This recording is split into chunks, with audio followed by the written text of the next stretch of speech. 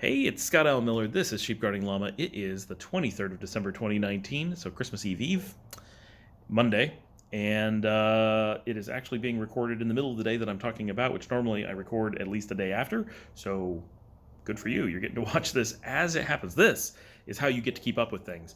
This morning, this is an errands day.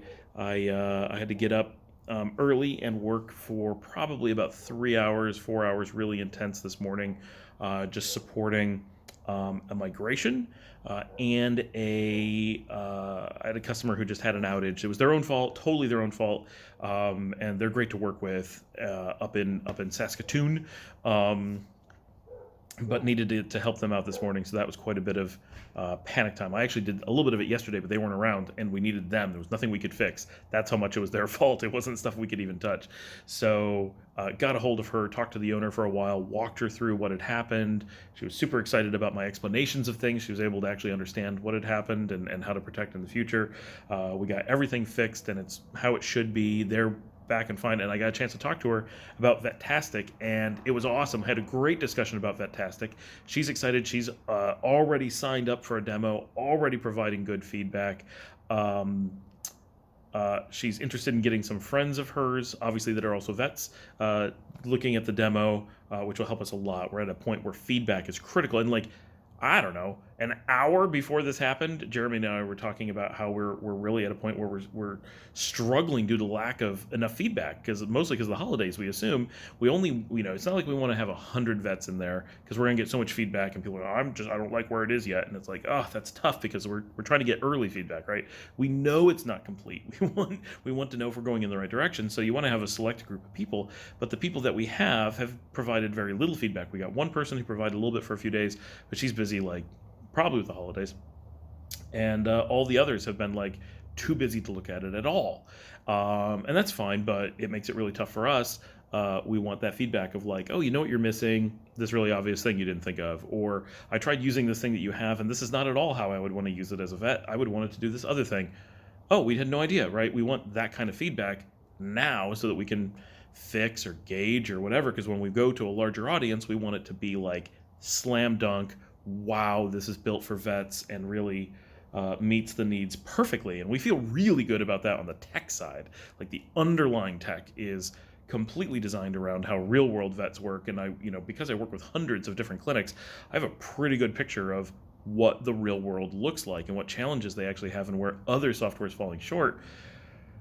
But from like a workflow perspective, it's very difficult to get that kind of visibility that you need to really be like, oh, you would never click this, then this. You would always click this first. That's what you'd be talking to the customer when this happens, instead of talking to the dog or, whatever.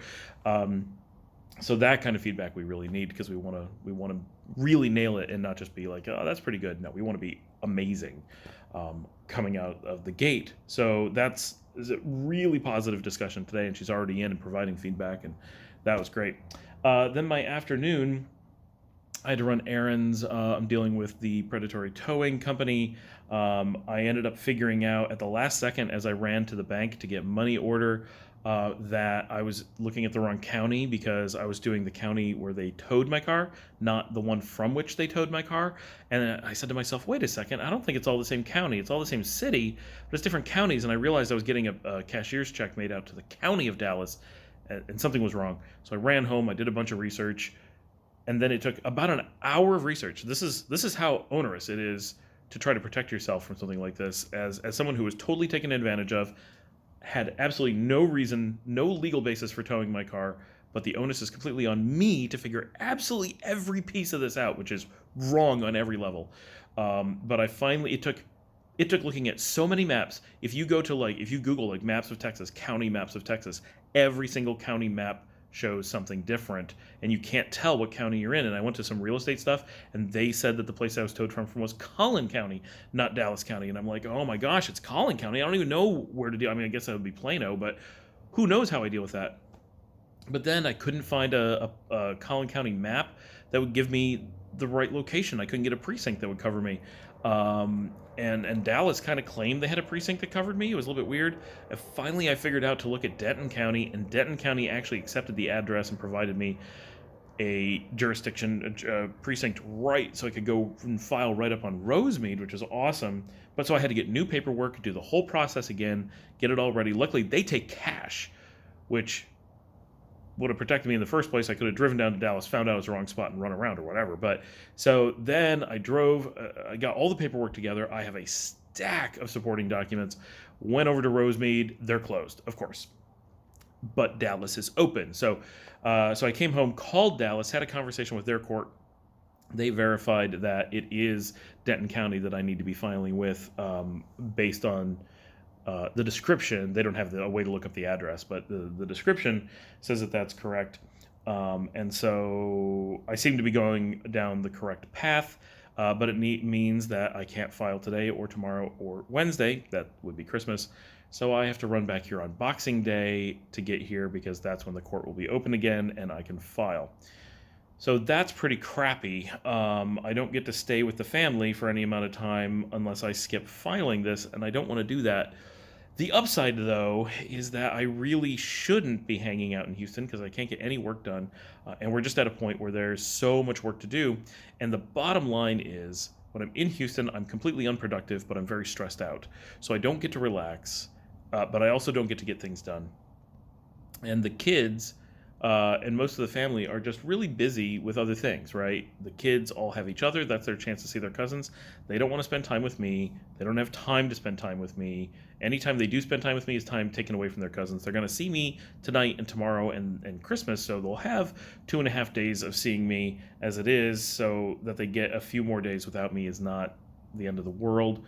And that'll allow me to get back up here, and we're open for work on Thursday and Friday, so the team needs me there, and there's just a lot to be done, right? We're way behind just because there's too much work to do, and things like I lost half a day today because of this crap. So that I need to come back and file again, and who knows what's going to go wrong. I need to get to the court and find out what more they're going to require of me, right? And I need time to be able to deal with that. And I really wanted to do all this last Friday, which 4 days ago, but I ended up with our accountants getting stuck from first thing in the morning until end of day. There was never a chance for me to do any of these errands. So it's already lost a day, and then they were closed today, so I lost another day. It's been a little bit hard. So I think it'll probably end up being a blessing in disguise. I'm going to be super depressed by the end of next weekend that I'm going to have gone so long without the kids. And that's always tough. But I think if I'm in Houston, I don't really feel like I'm seeing the kids anyway. But then I'm not getting work done, and when I do get a chance to see the kids, I don't have any time to see them because I'm coming back to this frantic trying to catch up with all the work, and I spent all of Christmas and holidays stressed out because there's all this work that needs my attention, and I can't get to it, and I try to get to it because not trying doesn't seem like an option, and I end up getting nothing done but never getting to relax, and it's the worst of all things. So maybe it's a blessing in disguise that I have to come back on the 26th, be back up here, and have a day to run errands and the whole weekend to just get loads and loads of work done. And we'll see how long the kids are gone anyway. I don't know how long they're planning on staying down there. Normally they stay kind of through New Year's, but that would be coming back on Wednesday, which is an awfully long time. So we'll see. We'll see if they stay that long. But so that is the current plan. Unfortunately, it is getting to be afternoon here, or evening, really. I have everything ready, pretty much. I have to pack, but that only takes a few minutes, to go in the car. But I've got all the stuff. The computers are packed, the gifts are packed, the stuff that Dominica requested is packed. I have to hit Winco and get some food, but that's not hard. It's not that much. It's right around the corner. And then I just zip out of town. I have Paul's truck, so I'm driving the F-150, which I don't really enjoy, but it's okay. And I'm going to be stopping at Carl's Jr. to get my favorite Beyond Burger.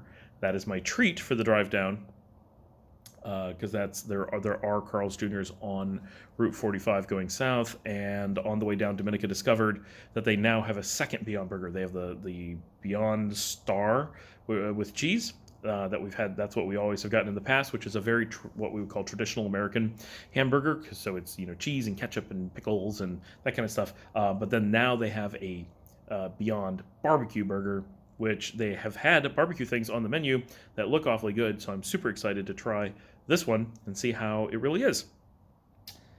That is where we are. So I'm going to go continue packing and get the house ready to close it up for a couple days. Oh, it also stresses me out being in Houston knowing that the house is closed and no one's around. So if I come back and I'm up here, that will make me feel better that I know the house is okay. We don't really worry about it flooding anymore, but especially during the Christmas season, you worry about people breaking in. I have locked up the windows, which Dominica had reminded me to do, and I'm the only one who can do it. Like, it's really tough. You have to like hold the window down and do it, so no one's breaking in. Because if you were able to break through that, the window would explode, right? Um, but so the house is probably in good shape to be left unattended for a couple days. But I'll just feel better being back and knowing, that everything's as it should be. And that's about it. So probably about 2 hours yet. I'm gonna get these videos uploaded, get the car loaded, and I think I'll just hit Winco on the way out of town. Why bother with making a run and then coming back? Like, it just doesn't make a lot of sense. And then I'll grab some Carl's Jr. It's a 5-hour drive down. I don't know if I'll get another video out tonight. I don't know if it makes sense. So, if I die on the road, everyone's gonna know I died on the road. If I don't die on the road, then here's today's update. I made it to Houston late at night. I'll get there a little bit before midnight. It will be annoying how late it is. The kids will still be awake. The adults will all pretend to have gone to sleep. And I will go to bed. And tomorrow's Christmas Eve. See everybody from Houston.